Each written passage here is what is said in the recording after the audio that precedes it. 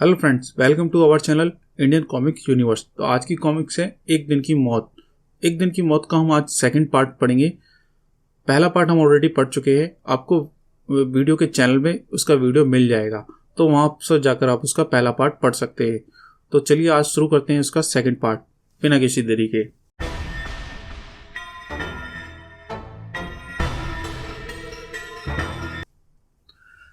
तुम लोगों की यात्रा यही खत्म हुई। ओह, समझा। तुमने आज सुबह से दूसरी बार ऐसा अजीब व्यवहार किया है रेणु। यह तुम्हारा कोई और नाम है? हाँ हाँ, चाहे जो समझ लो। ये सब क्या चक्कर है पीटर? थोड़ी देर खामोश रहो करीम, अभी सब समझ में आ जाएगा। रेणु, आई एम सॉरी, लेकिन तुमको कमांडो फोर्स की तरफ से गिरफ्तार करता हूँ। You are under arrest. सच? रेणु के चेहरे पर शैतानी हंसी एक बार फिर खेलने लगी, और इससे पहले कि पीटर पलक और झपक पाता, पिस्तौल उसके हाथों से छूटकर गिर पड़ी। रेणु, पागल हो गई हो क्या? करीम, पकड़ लो इसे। Okay partner. दोनों रेणु की तरफ लपके, लेकिन रेणु के हाथों से उनको बीच में ही रोक लिया। पर पीटर और करीम कमांडो फोर्स के क्रेडिट थे, और हार मानना उनकी ट्रेनिंग में शामिल नहीं था, चाहे हार निश्चित हो। रेणु, रुक जाओ, वरना मुझे तुम पर गोली चलाने का मजबूर होना पड़ेगा। लेकिन रेणु नहीं रुकी, और करीम की मजबूर उंगलियां ट्रिगर पर दब गई, और रेणु भी नहीं रुकी। करीम और पीटर तुरंत समझ गए कि उनकी हर कोशिश सब बेकार है, क्योंकि इस लड़ाई में सिर्फ एक ही विजयी हो सकता था, और वह है रेणु। उधर जब ध्रुव कमांडो फोर्स के हेडक्वार्टर पहुंचा, कमाल है, यहां तो कोई नहीं है। पीटर कहाँ चला गया? लगता है कोई बहुत जरूरी काम आ पड़ा। शायद श्वेता को कुछ पता कर गया हो। सीधरी, लेकिन श्वेता तो स्कूल नहीं, घर का दरवाजा खुला है, यानी श्वेता ने आज फिर स्कूल गोल कर दिया। लेकिन अंदर घुसते ही ध्रुव का दिमाग चकरा गया। यह क्या? कमरे के चारों तरफ बिखरा और टूटा सामान इस बात की गवाही दे रहा था कि अब अभी कोई तूफान इस जगह से गुजरा है। श्वेता कहाँ गई? श्वेता, श्वेता। तभी ध्रुव की चारों तरफ दौड़ती नजरें जमीन पर आ टिकी, और उसके दिमाग पर छिपा डरावना शक यकीन में बदल गया। भुजंग। श्वेता की जान खतरे में थी, और रात भर की थकान भूलकर ध्रुव एक बार फिर निकल पड़ा। वह भुजंग को ढूंढने जा रहा है। अगर यह ध्रुव हमारे कब्जे में आ गया तो मेरा बदला भी पूरा हो जाएगा, और यह पूरा शहर भी मेरे कब्जे में हो जाएगा। अब हमारी स्कीम के आखिरी हिस्से को पूरा करने का वक्त आ गया है, और साथ ही इस छोकरे का आखिरी वक्त आ गया है। ध्रुव को अपने सिर पर खटराते मटरे का आवाज तब हुआ जब जिंदगी और मौत के बीच सिर्फ एक पल बाकी था, और ध्रुव ने वह निर्णायक पल नहीं गवाया। बचने और तेजी से ऊपर पहुंचने का एक ही रास्ता था, और वह रास्ते को सिर्फ एक ही आदमी पार कर सकता था, सुपर कमांडो ध्रुव। भुजंग एक भरपूर टक्कर खाकर दूर जा गिरा, लेकिन इस पर इतनी जबरदस्त टक्कर का भी असर नहीं हुआ। इसकी जुबान खुलवाने के लिए तो काफी मेहनत करनी पड़ेगी। श्वेता कहाँ है भुजंग? तुम्हारी प्यारी बहन। जल्दी ही जान जाओगे बच्चे, क्योंकि मैं तुमको उसी के पास भेजने जा रहा हूँ। मेरी सब्र का इम्तिहान मत ले भुजंग। मैंने आज तक किसी को जान से नहीं मारा है, लेकिन अगर तुमने श्वेता को जरा सा भी नुकसान पहुंचाया तो आज तुम्हारे देवता भी तुमको नहीं बचा सकते। देवताओं के पास तो मैं तुमको पहुंचाने वाला हूं ध्रुव, क्योंकि यही मेरा मिशन है, मेरी जिंदगी का एकमात्र मकसद। लेकिन जिंदगी और मौत के इस संघर्ष को एक रहस्यमय आकृति ने बहुत ध्यान से देख रही थी, जिसका आवाज दोनों में से शायद किसी को नहीं था। अपनी सारी फुर्ती और इच्छा शक्ति के बावजूद ध्रुव को कभी ना कभी भुजंग का हर बार लगना ही था, जो उसके लिए घातक सिद्ध होता। इसलिए लड़ाई ज्यादा देर तक नहीं चली।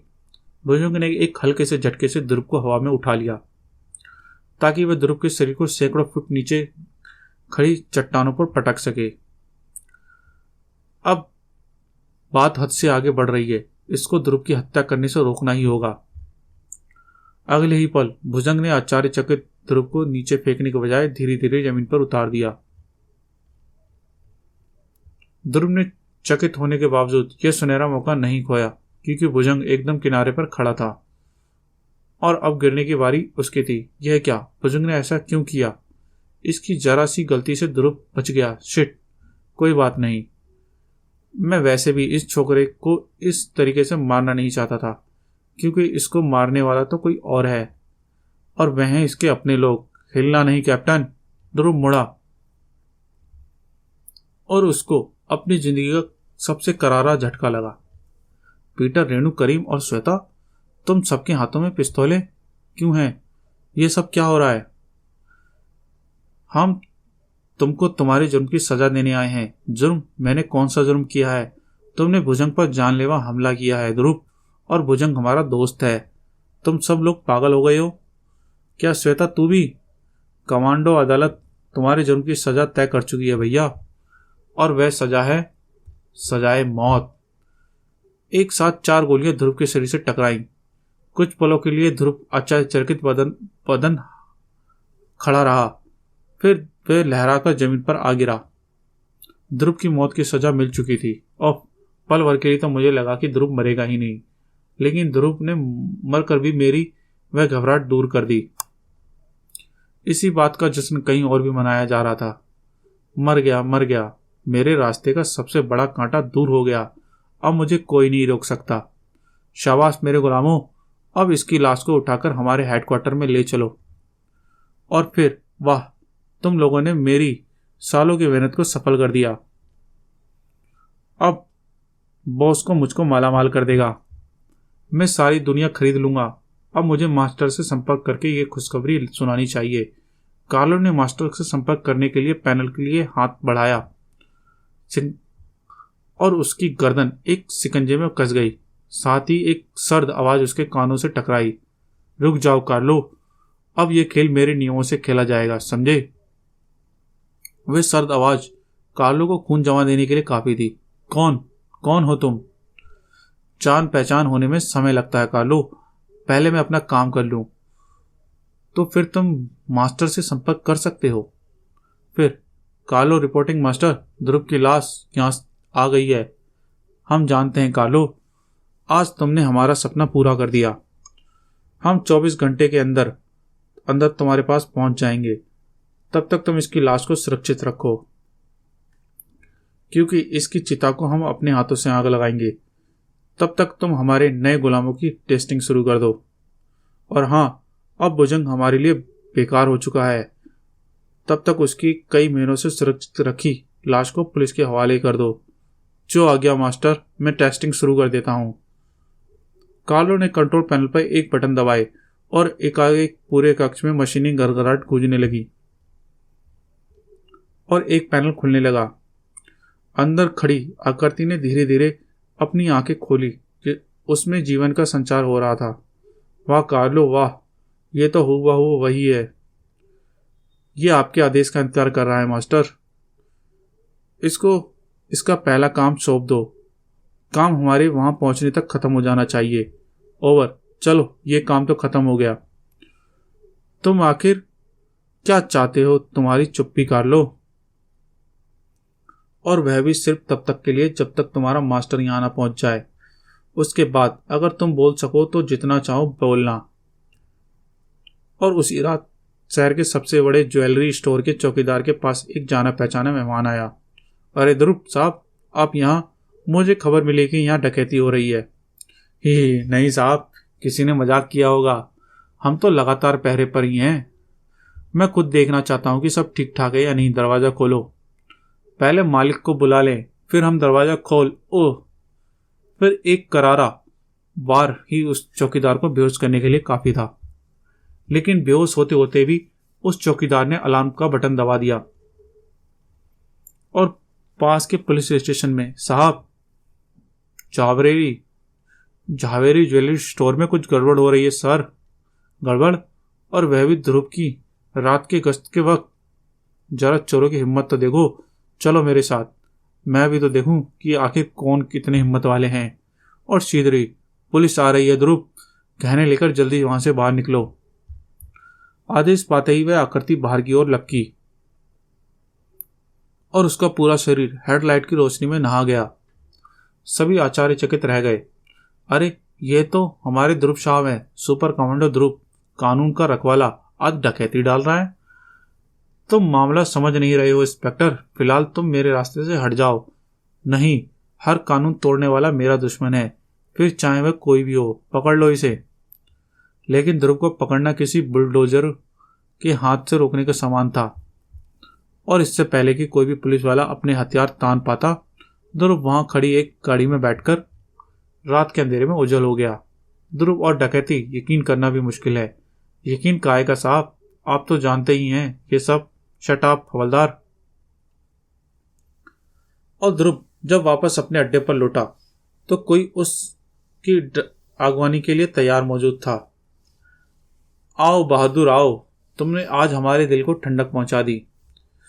कोई भी तुमको और तुम्हारी कमांडो फोर्स को देखकर यह नहीं कह सकता कि तुम असली नहीं बल्कि रॉबर्ट हो।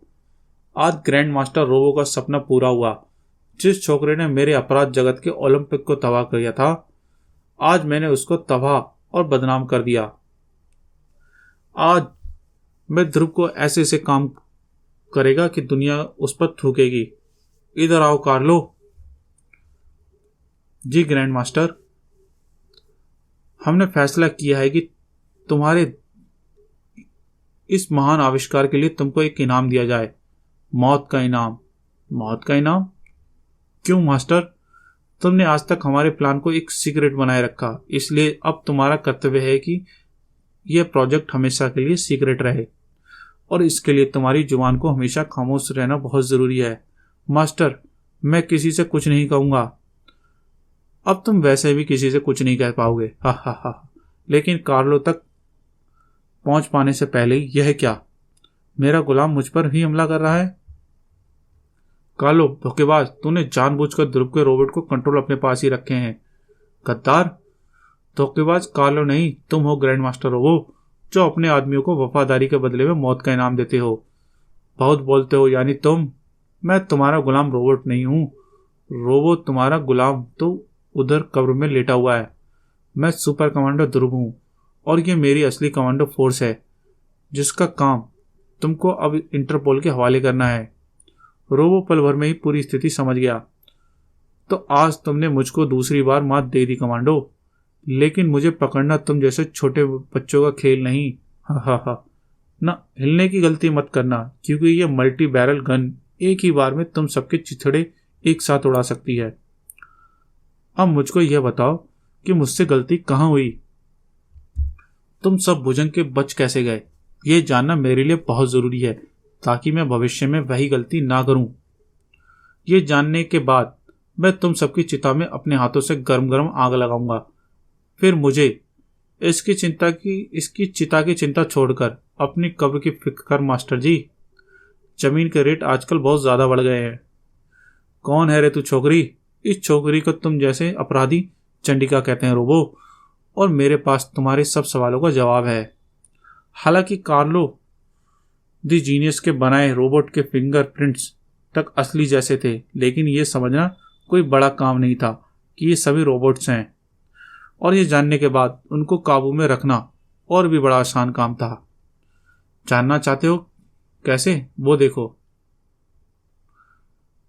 चंडिका श्वेता की तरफ लपकी, और उसके हाथों के एक हल्के से दबाव से श्वेता ने इसके सीने से चिपका हिस्सा खुल गया। यह रहा तुम्हारा एक रोबोट रोबो। और इसका फ्यूज निकलते ही चंडिका ने कुछ बटन दबाए। ये बेजान हो जाएगा, और अब इसकी कंप्यूटर प्रोग्रामिंग बदल अपना गुलाम बनाना बाएं हाथ का काम है। माय गॉड, ये श्वेता नहीं है तो श्वेता कहाँ है?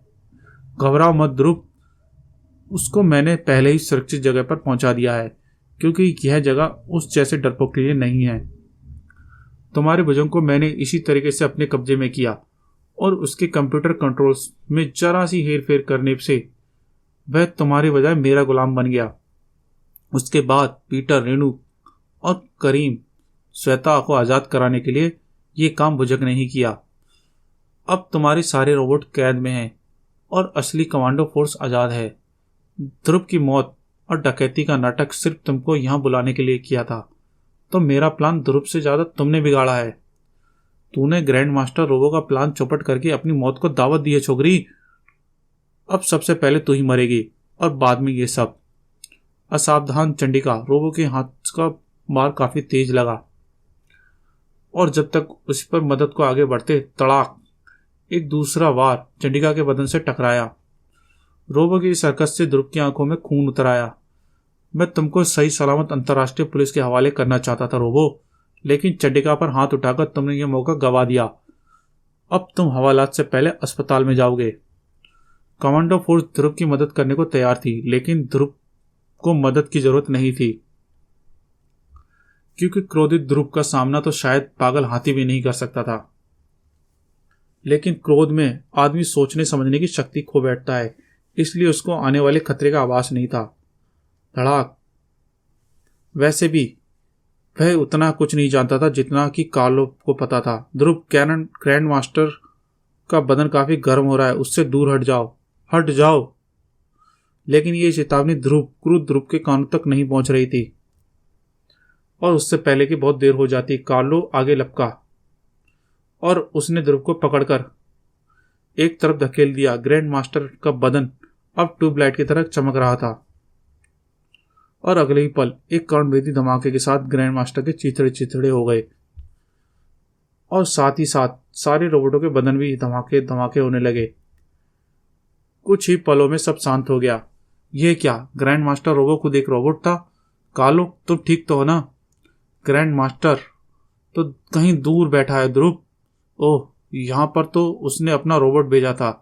यह बात मुझे तब पता चली जब मैंने उसके बदन को चमकते देखा, और चूंकि इन सभी रोबोटों के कंट्रोल इसी रोबोट ग्रैंड मास्टर के बदन में लगे हुए थे, तो इसलिए वे सभी के साथ खत्म हो गए। ओह, मुझे मेरे किए की सजा मिल गई।